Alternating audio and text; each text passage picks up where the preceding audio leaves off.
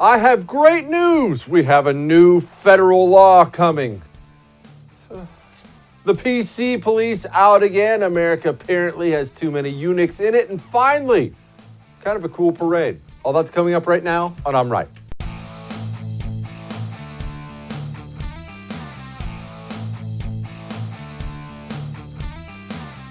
Well, I know that you have been waiting for this day to come, and let me tell you, the day is here. Well, kind of here, almost here. Guess what? America has problems, and I have amazing news for you. Washington, D.C. is going to do something about it. Ugh. Just think about that for a moment. I want you to think about Washington, D.C. We don't even have to go into all the problems. Think about the debt. Do you understand how big $26 trillion is? That's our national debt. Do you understand how horrible, idiotic, corrupt, and inefficient you have to be to take the United States of America's economy with all that money coming in, I mean, just drowning in cash every day, and somehow manage to spend $26 trillion more than that? Do you understand that if you took the smartest man in the world and told him to bury you $26 trillion in debt with a bunch of money coming in, it would take him time to figure out how to be that stupid and inefficient. And yet the United States of America's government has done it. And these are the people who are going to pass a police reform bill? Republicans and Democrats? These are the people talking about, I'm not even making this up, accountability? What? Accountability? Dude, my great-great-great-grandkids aren't going to come close to paying off the money these morons have spent in just the last 3 years. Accountability? Where's your accountability? You can have all the problems in the world with the police department, and maybe you live in a place where your police department sucks. There are crappy police departments out there. There are great ones. There are bad ones. It's almost like they're all different. They all have different leadership. They're all involved in different areas. And we have a bunch of morons because of a video from Minneapolis. We have a bunch of morons in Washington, D.C. who are going to pass some catch-all reform bill? Huh? Who is actually going to be writing this thing? Who's going to enforce this thing? And on top of that, let me see if I understand this right. The people in charge of the FBI are going to tell law enforcement how to do things in a non-corrupt manner? Is that some kind of a joke? Imagine, just think, we don't even have to go all throughout the FBI's history. Even if you're super pro-FBI, that's fine. Just the last few years.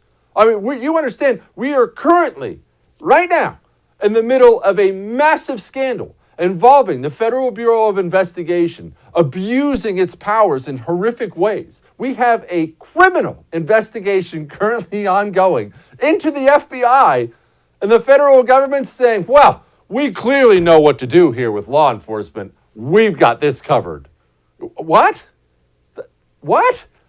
And I'm amazed. And you know the most amazing thing about it? It's not just that these people do this stuff. It's that the public wants them to. I mean, the public wants this. I understand that you're a thinking person. Otherwise, you wouldn't be watching my show. But overall, the public looks to Washington, D.C., and they think there are going to be solutions from there. There aren't ever going to be solutions from there. Never.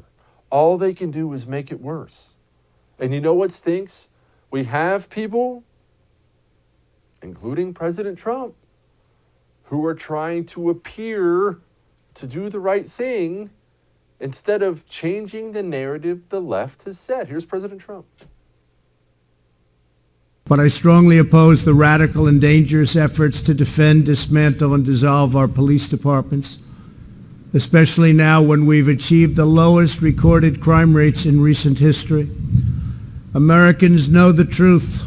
Without police, there is chaos. Without law, there is anarchy. And without safety, there is catastrophe.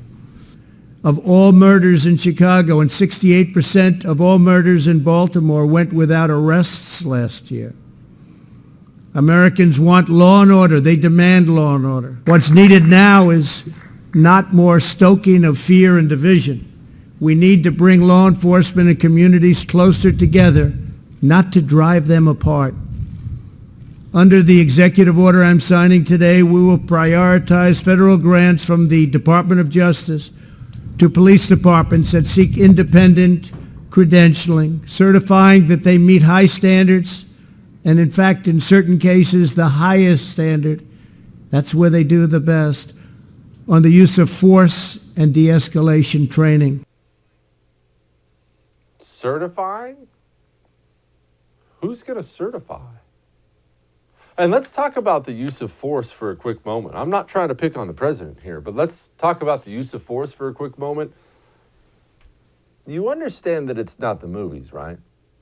You understand that when you're a police officer, and look, remember, I'm not the guy who's pro-cop all the time. I think cops, a lot of the time, end up being, through no fault of their own, the enforcement arm of tyrannical governments. That's the history of the world. So, and I'm fine with police reforms. But for people to sit on their nice rear ends and their nice couches, well, I shouldn't have said nice rear ends. I mean, hopefully your rear end's nice. I don't know. I do squats. Be that as it may. It's not the movies, and you're not kicking down the door of somebody's house who has a lengthy criminal record of violence and finding that person in a room in the dark by yourself, or maybe just you and a buddy, and you can't see what he has in his hands and you can't tell what's going on. Life is imperfect. Let me tell you something. As somebody who's been in a violent situation or two, life is imperfect. And it's so easy from the comfort of your couch to point your finger and say, he should have done this and he should have done that. It is much, much, much different in the heat of battle. You want to point to that disgusting video in Minneapolis and say that's wrong? Yeah, I think everybody can see that's wrong. Guy's clearly subdued. You got your knee on the back of his neck, choking him out slowly over minutes. It's horrible. You want to go to that situation in Atlanta where you just wrestled with a guy in a dark parking lot in the middle of the night and he took your taser away and he's sprinting and pointing it at you and you think, well, I mean, they should really just slowly escalate the force. Brother, you sound like you have no idea what you're talking about. And that's just me talking. I know for a fact the federal government is not going to be able to properly certify anything. That horrible murder, Ahmaud Arbery, his family got to meet with Trump. They enjoyed it. I was very, very emotional throughout the whole conference. He was very compassionate. He showed major concerns for all families, not just one family, but for all families. I can say that President Trump was very receiving. He listened and he addressed each and every family accordingly. Okay, fine. I have no problem with him accepting a family like that when, I mean, they just had a loved one murdered. But when we're passing executive orders, when the GOP Senate's coming up with an actual bill, in general, this is the sad reality of it. You can just accept this or not accept it. In general, you need to be concerned about the people who support what you're doing. Look to your right, look to your left. Who is cheering you on? That should give you some pause. Here's a supporter of what Trump's doing. What I will say is this. We are winning. Donald Trump had no plan a month ago to work on this issue at all. The fact that we are now in the direction of moving forward, I think is good. And the fact that law enforcement is with him. I'll give it over to Bakari. I know you see it differently, but I want to say one thing. As hard as we worked during the Obama years, we never got law enforcement to come to this table and stay there. The idea that law enforcement is standing behind Trump on stuff that we've been asking for decades, I think is progress. It's the caboose. It's not the engine, but it's on the right track. What progress? The progress as far as connecting communities more with the police department, are we under the impression that had not taken place at all? That only since we started burning down American cities, murdering people and rioting that we've made progress? We were already making progress. Cities like Atlanta their police chief was a black woman, and Atlanta, they were the model for big cities as far as connecting communities with their police department. Their police department has bent over backwards, ingraining themselves with the community. They've been working on this for years. And one bad shoot happens, maybe not even a bad shoot. Police chief resigns and Atlanta's burning. Let's stop pretending like this is just about, well, we just want to reform police departments. We just want them to do better. This looks a lot like a no accountability movement to me. All that may have made you uncomfortable, but I'm right. You know what else should probably make you uncomfortable? If you have all your money in the stock market. Look, I'm going to shoot you straight. I have money in the stock market, but not all of it. Are you out of your mind? We're $26 trillion in debt. We have 40 million people unemployed, and yet the stock market remains high. With businesses closing all over the place, the stock market still remains high. How long do you think that lasts? You think it lasts forever? I promise you it does not. Start protecting yourself. Start diversifying with some precious metals from birch gold. Do you know how long precious metals have been worth something? Forever. Let's start there. They always have been, they are now, and they always will be worth something. Protect yourself so you don't get wiped out and lose it all. And this is not some fly-by-night company. A+ rating with the Better Business Bureau. Go to birchgold.com/Jesse. That's BIRCH gold.com/Jesse. Go there, you get a free 20-page packet. Do that now. All right, we'll be back. I think part of what's really, really missing in this society, and this is easy to say, you know, people have said this before, but in actual education.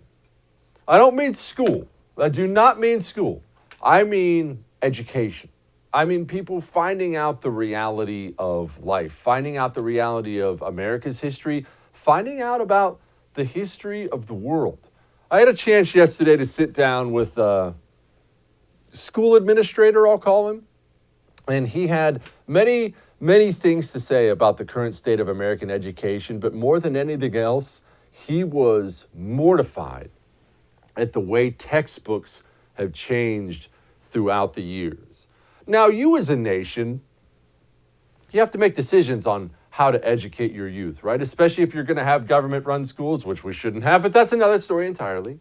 If you're going to have government-run schools, well, you're going to make decisions as a culture on what exactly to teach the next generation about your nation.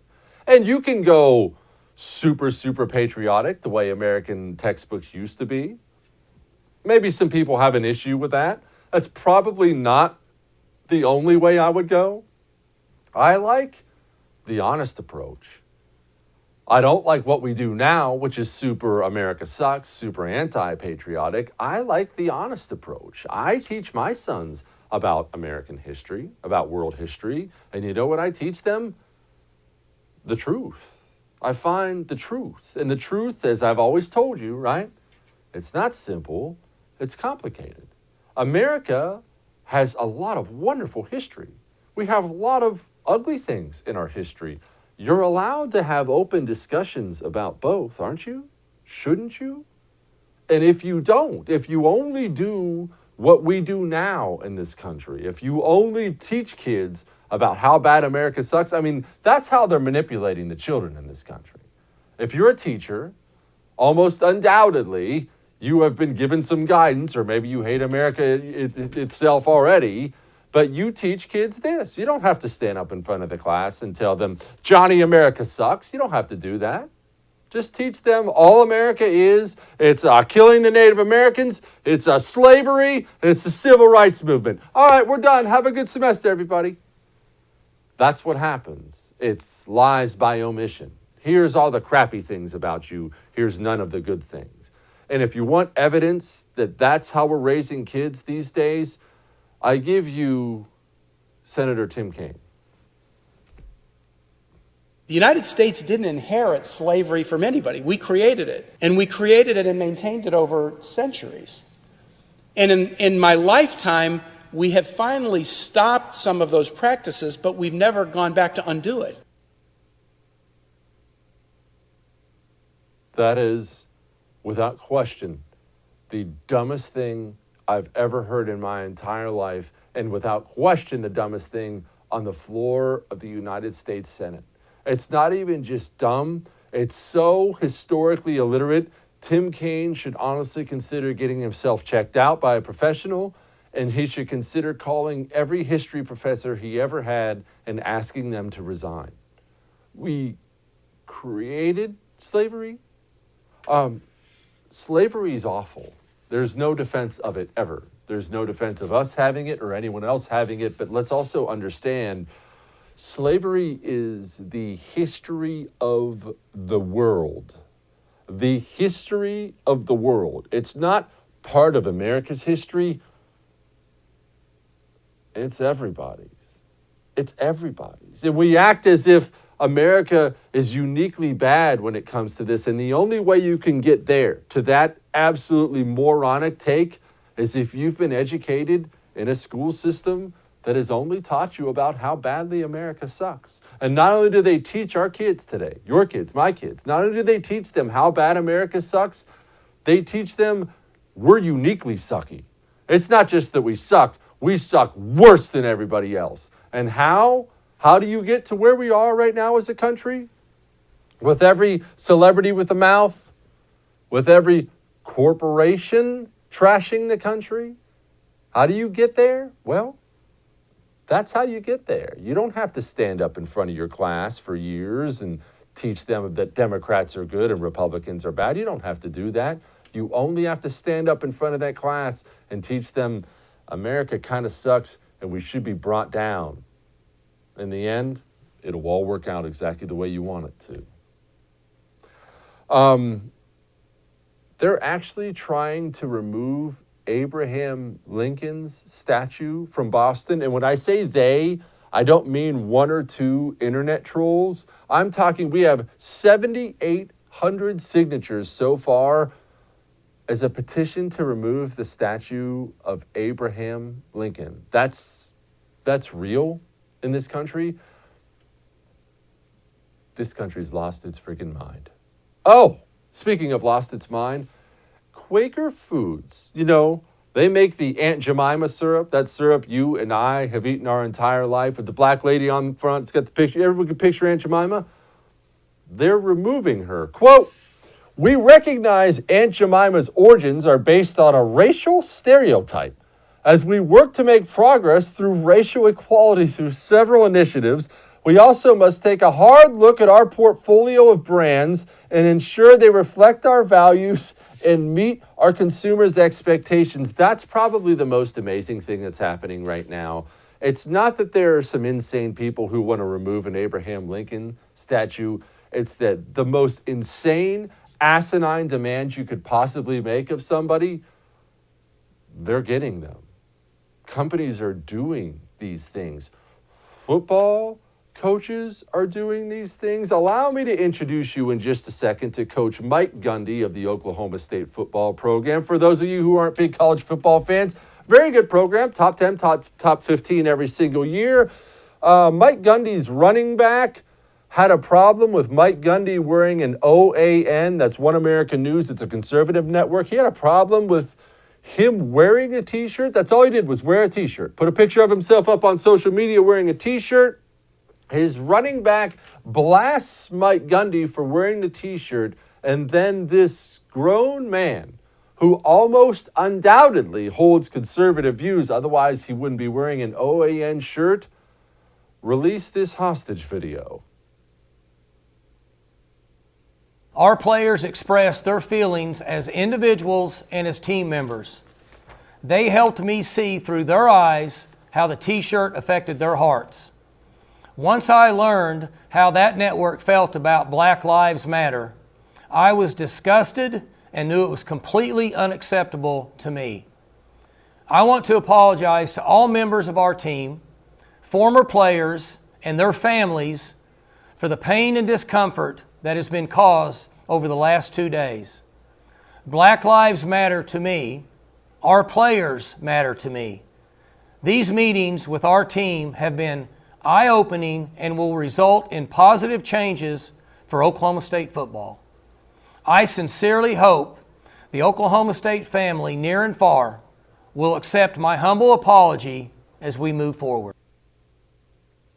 That's so embarrassing as a grown man, as a football coach, as a leader of men, as an American, as anything. That is the most embarrassing thing I've ever seen in my entire life.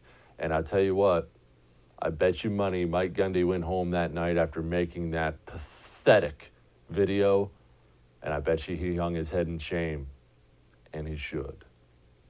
That sucks. All right, well, with things like that, I probably would have trouble sleeping if I didn't have an ebb sleep, but I do have an ebb sleep. Do you have one yet? Do you have any idea how much it can change every part of your life for the better when you're sleeping 7-8 hours a night versus that 4 you're getting now as you toss and turn and can't get to sleep and stare at the clock and you don't have to do that anymore. Get an ebb sleep. It's a wearable device. You put it on. It calms down those racing thoughts that are keeping you awake at night. And, you want to talk about some wonderful sleep. Go to tryebb.com/Jesse. That's tryebb.com/Jesse. Use the promo code Jesse at checkout. Get $25 off. All right, we got more.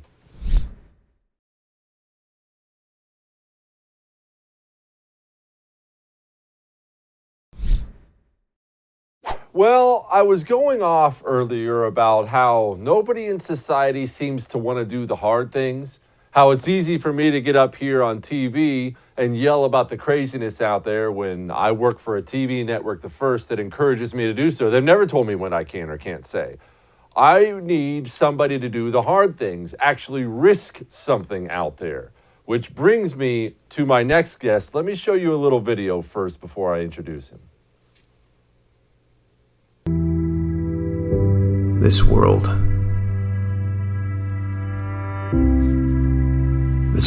is so imperfect. It's full of pain and fear. Despite all the chaos, all the judgment, we know that so many of you are good. We forget how human we are, how human we all are, including you. The man who made that is my next guest. He is obviously the star of Walking Dead and the CEO of Vigard Watches, Ilan SRULOVICZ. Sir, why take a chance like that on even a vaguely pro-police video when each and every football coach, star, movie star, everybody else in your industry in that general area is either hiding under their bed or talking about how bad cops suck, and there you are actually taking chances putting out something like that? Why? Well, I feel like we're normalizing extreme views very quickly right now, and it's a little worrisome. If you went back just a month and you said we're going to be here today, I would have said that's impossible, and then we're here. And the reason I put my company behind it, my watch company, and we released the ad that way, was because I wanted it to have meaning. I wanted to show that there has to be risk behind it for it to have meaning. Because if we keep going down this path, we're going to not only lose our police, which I think we're actually very close to, we're also going to lose our freedom of speech. And I don't want to live in a country like that. Well, for one, I applaud you for it. I love the fact that somebody out there takes a chance when they don't have to. I think it means a lot. And you're right, we are losing them. We have report after report after report. I'm looking at them. They're in front of me, of cops retiring in droves from here, requesting to be transferred from here in our big cities, which I may be in Texas, but I love our big cities. I love New York. I don't want to see New York descend into absolute apocalypse. And that's where it's heading. And I think it's a really dark place to be as a nation. Yeah, it's quite scary. It's quite scary to see even just how crime rates are starting to increase and how just the general narrative towards police and the language used has become so demonizing as a whole. And if I could put one message out there, it's that we have to stop demonizing each other. We have to start humanizing each other, especially the police. If you want to fix communities and police. You build bridges. You don't burn them. And yet that's all we're seeing. And I think people don't realize that the end result of all this is going to be absolute anarchy if it doesn't end at some point. Do they really not realize it, or is the simple truth of the matter a lot of these people do realize it and they're angry enough for whatever reason, either angry at America, angry enough at whatever, they want it to burn? I think there's definitely an anti-American sentiment that's been growing, unfortunately. Yeah, I think there's an element of that. I mean, I've heard a lot of people openly say they want to burn down the system and remake it in their own view. I think there's sadly, a lot of misconceptions behind that, a lot of miseducation. And I think that they don't realize the world they're trying to create is not a world that's going to be better, but a world that's far, far worse. Even as something as simple as just defunding or abolishing the police, even that one aspect of American society is so foundational that if you just ended that alone would cause destruction of society. So, I mean, coupled with the other things, yeah, I have a lot of fear around the things that I hear nowadays, definitely. You mentioned you put your company, eGuard Watches, behind this, and I love that, and this is why I love it, because I watch not just, the next politician, not just some lefty Hollywood star, not just a football player. Corporations in America have lined up with this insane anti-cop rhetoric. We're canceling cops. Cops is an American institution. We're canceling live PD. These are shows that show the reality of life, and now you can't even depict cops in any positive way, and corporations are backing this. That's one of the things that's worried me the most, is watching corporate America just take that line. Why has it gone that way so quickly? I'll tell you, the three things that worry me the most are the government right now, because they're not responding to any of this, and I've never seen that before in my entire life. The media, which is really pushing these extreme views, and also corporations, which have jumped on the bandwagon fully, and I was inundated. That's why I put my company behind it. I don't want to have to put my company behind a political message or a message supporting police or whatever it is. But when 100% of other companies, these massive corporations, are coming out and pushing it nonstop, there's an obligation for companies to start stepping up to the plate and coming out. And that's the only way that we're going to change what's going on, if we can start putting a different perspective in there. Because if you have only one side of a debate or only one side of a conversation, and anyone on the opposition is demonized and not allowed to talk and their life is ruined, we're getting to a dark place. So those are my three big concerns. And it's shocking to me that politicians have not started speaking out about this stuff. Your industry, Hollywood. A lot of people think, because all we see is the nut jobs on TV, a lot of people think, well, every single one of them is totally, an America hating, they think that. I've tried to explain to people that's not the case, but the problem is the ones who have a voice really are worried about voicing it. I mean, there aren't that many people out there willing to speak up unless you're taking the company line. You're inside of it. I'm not. Have you noticed that? What I've noticed is two things. I've noticed that if you're on set, there's a kind of way to speak that you have to follow. And it's, obviously very progressive, hyper-progressive, I would say almost like a far left kind of viewpoint. And if you go against that, you're vilified immediately. It's very, very hard to fit in Hollywood and even be centrist nowadays.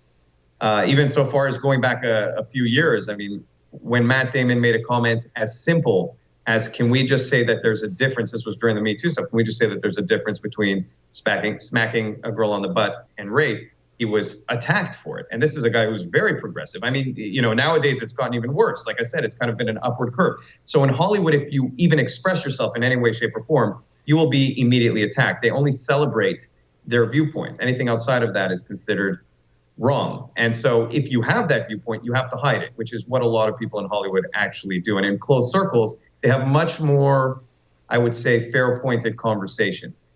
But in public and on set and in those environments, I feel like they have to present themselves that way.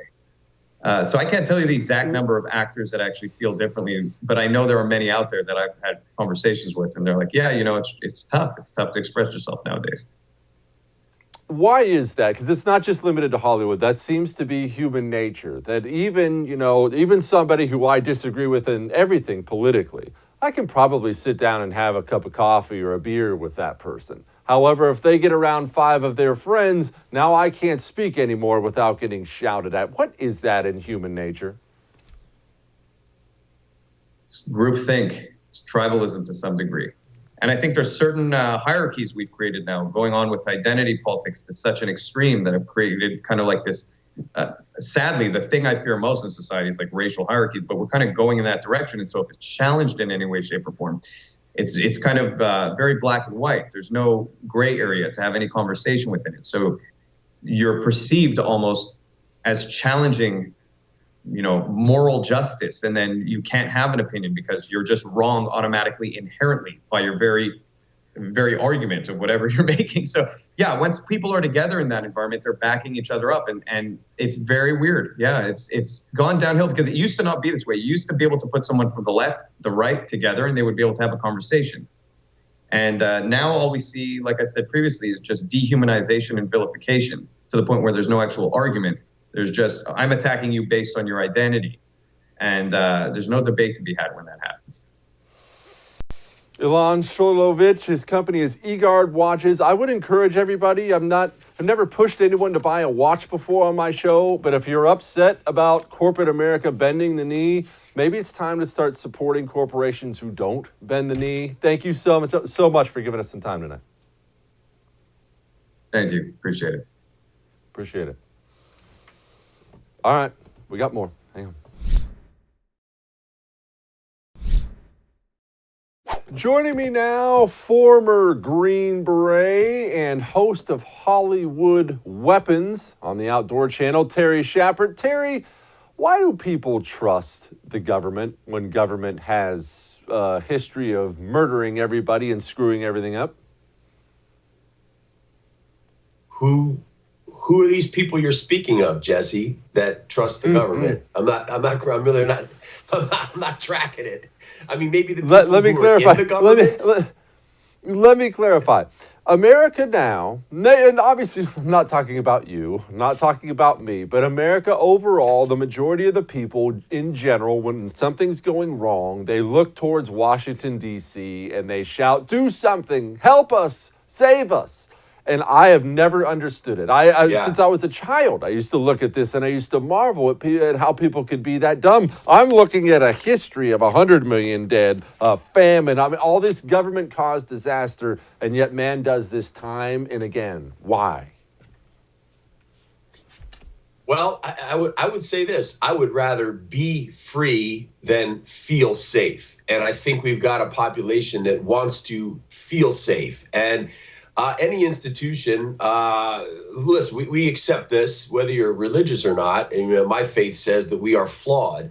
So if people are flawed, then an institution created by and populated by people is going to be flawed, whether it's the Catholic Church, it's the Kiwanis Club, or it's the federal government. And so, I mean, again, and we see these big I saw it in the military, man. You saw it in the military. There's command structures that exist only to feed itself and to justify their existence. And I think we talked about this the other day. This is by design. There's decades of people being told this is the way to do it. And so you have these kids out in the streets that think that the government's going to protect you. Dude, Minneapolis is a smoking pit. The people paid taxes. They obeyed the laws. They did the right thing. And then when things got bad, the government just said, I'm sorry, we can't help you. So the learning curve here is not what I thought it would be. I feel like after what we just saw, people would start kind of getting hip to this, but there's a group of people that are very interested in being in power, and most of them don't realize that when it all shakes out, they're not going to be in power. They're not going to be in power. No, they're very much the opposite of that. And I have to say, I agree with your religion. You are very flawed. And allow me to also say this. When it comes to law enforcement, I feel like a lot of people in this country, and understandably so, I'm happy if that's the case, have never been in a physical confrontation in any way in their lives. And I feel like people, when they talk about law enforcement or the military, whatever the case may be, they talk about use of force. And, well, if he uses a 6-inch knife, you should only pull out an 8-inch knife. And People do not understand Right. that's not how it works in the real world, and they do not understand the violence of a confrontation with somebody alone in a dark parking lot somewhere and how that ends. Is there nothing funnier and absolutely ridiculous when someone says, "Why doesn't the cop shoot him in the leg?" Like, it's just, I mean, again, maybe this is TV driven, and I think you said it best. A lot of people have not been in an actual altercation where there's adrenaline, there's feet and fists flying, and there's people wrapping their arms around your neck.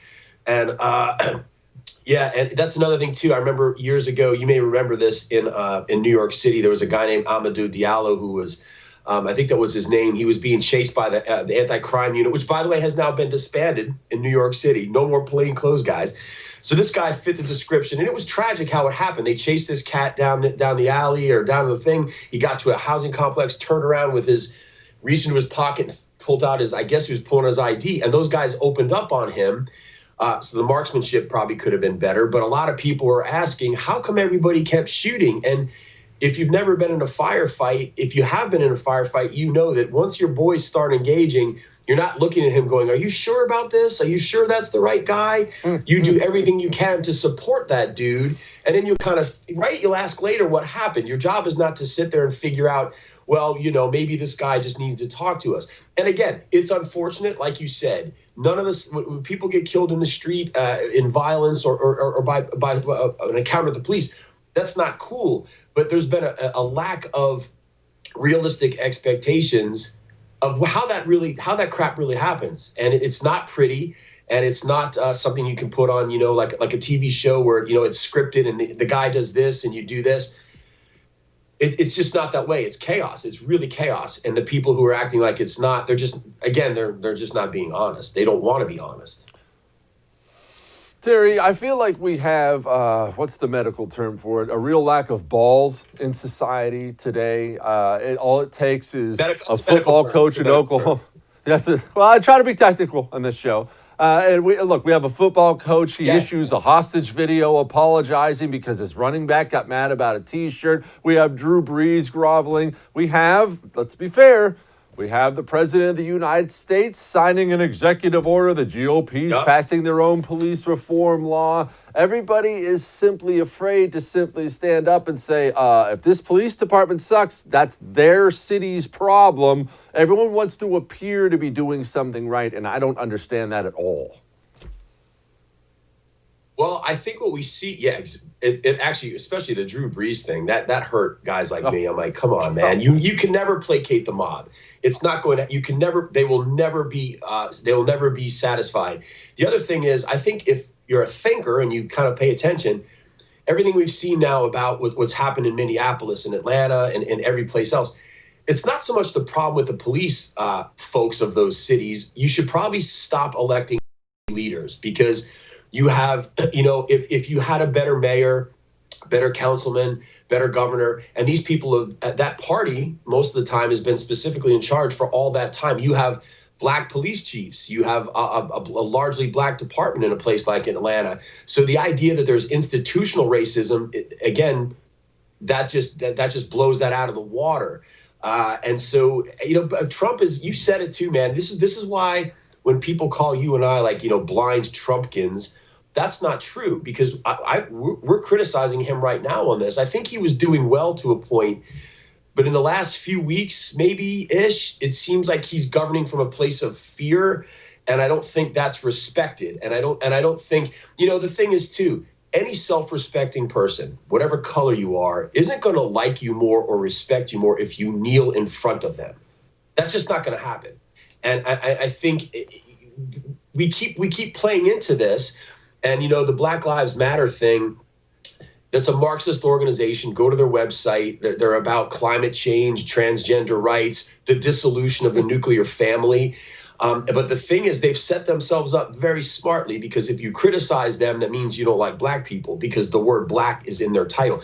They've given themselves, as our buddy Andrew Wilkow has said, they've given themselves the absolute moral authority on all of these questions, and people are bowing to that. I think there's a current in here that's resisting. We have the Jesse Kellys and the knuckleheads like me and other people outside of these. The reason, by the way, people are the bad guys who are attacking and making people kneel. They're attacking the right people because those people will submit. Pretty soon they're going to start attacking the wrong people who will not submit, and then it's going to be different.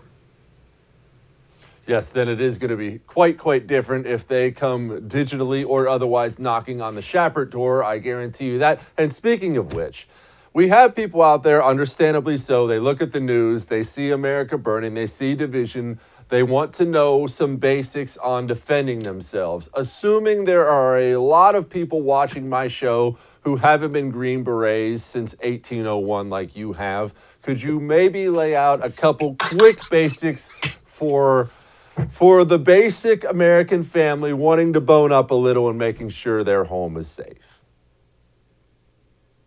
Well, I think one of our good friends, our mutual friends, just published a book called Concrete Jungle, and by Clay Martin. And he actually before he published it, he sent me a lot of it to proof it. And I was like, dude, this is actually right on time. None of this stuff is particularly hard. I mean, if you can get your whole family involved, this is what Clay and I talked about, and I think it works. It's not just the thing people need to remember too is the biggest I think takeaway that people need to understand is you can be a great shooter, you can be an excellent survivalist, but it does take a group because we're tribal, and one lone person, despite what the movies tell you, doesn't do well. So I think what has to happen is in these communities and even within the old households, you've got to kind of put the team together. You've got to put that team together. You got to communicate with them, delineate what people, what their jobs are, and practice. You just have to practice. You know, you can also buy 1,000 guns. People ask me, what's the best gun to have? I go, I don't know, the one that you shoot a lot with, the one that you actually can load and unload in the dark, the one that you can actually, you know, when your breath is, when you're cranking your breath and you're scared, is that the one you can actually put to good effect? Same with medical stuff. I was a Green Beret medic for most of my career. I would learn how to stop a bleed. I would learn how to put on a tourniquet. I would learn how to do that stuff because if bullets are flying, that means wounds are going to be made. And again, I say that about that too. You don't even have to be good. You just got to be good enough.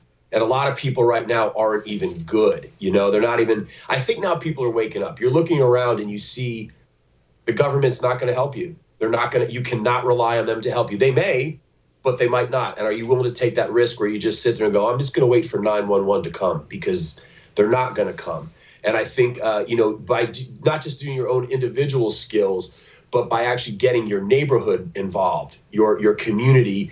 There's a lot of people out there that are thinking about this in terms of like, we got to do this as a group, because a lone prey animal can be isolated and overwhelmed, but a bunch of wildebeests back to back have a hard time being taken down by a group of jackals or lions or something like that. I don't know if that was the right analogy, but I felt like putting it in there.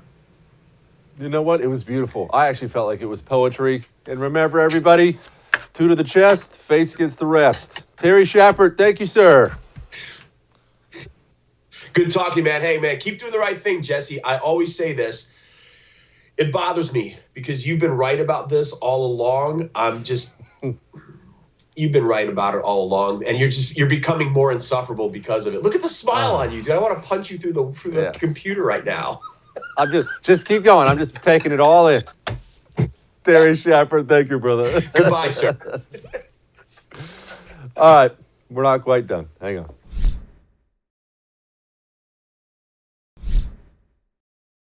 I have a confession to make. There are very few things in life that I've been wanting to do that I haven't been able to do. One of those things, however, is be in a boat parade. Boats are just all kinds of fun. Everybody gets out there. They make a bunch of bad decisions. It's just a good time. Who doesn't love a good boat? And Donald Trump had his birthday on June 14th, and apparently places like San Diego, Fort Lauderdale, they had big boat parades, and man, Trump supporters know how to party. Happy birthday to you. Happy birthday to you. Happy birthday to you. Happy birthday to you.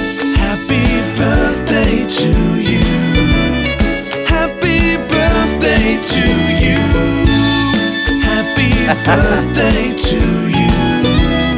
Happy birthday to you. It's your day, don't throw it away. I love the boat that was crashed. And you know what? Just like everybody else, I want to know the story, the real story. All right, we'll do it again tomorrow. See ya.